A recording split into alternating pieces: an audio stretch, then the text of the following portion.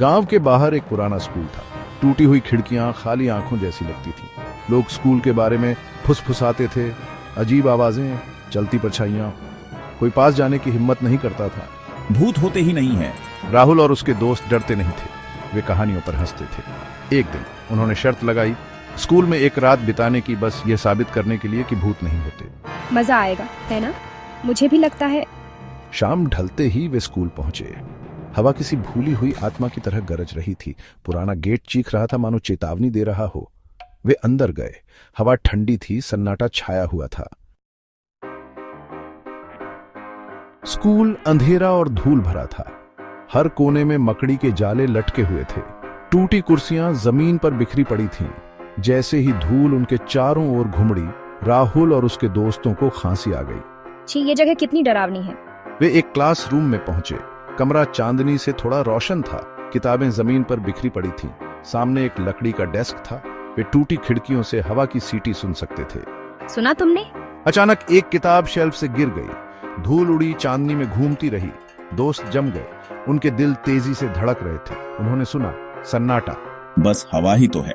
राहुल ने बहादुर बनने की कोशिश की। उन्होंने आगे खोजबीन की। फर्श के तख्तों की हर चीख से उनकी रीढ़ में सिहरन दौड़ जाती थी। उन्हें किसी की मौजूदगी का एहसास हुआ, कुछ ठंडा और अनदेखा। वे पुराने लाइब्रेरी में दाखिल हुए। दीवारों पर किताबों की अलमारियां थीं जिनमें धूल भरे खंड थे। कमरे के बीच में एक बड़ा डेस्क था और उसके पीछे बैठा था एक आदमी, पुराने जमाने के कपड़ों में एक आदमी। उसने ऊपर देखा।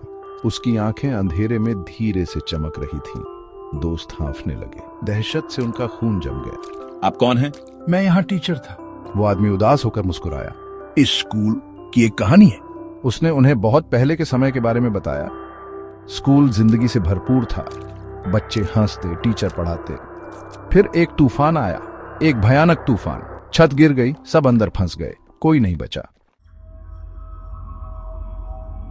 मैं यहाँ इंतजार करता रहा, किसी के मेरी कहानी सुनने का इंतजार करता रहा। राहुल और उसके दोस्तों ने सुना। उनका डर गम में बदल गया। भूतिया टीचर ने उनकी तरफ देखा। उसकी आंखें गहरे दुख से भरी थीं।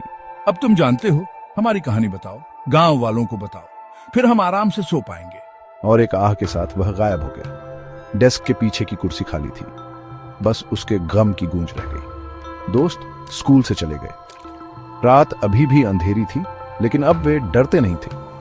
वे अपने साथ एक कहानी ले गए, एक त्रासदी की कहानी और भूतों को शांति दिलाने का वादा।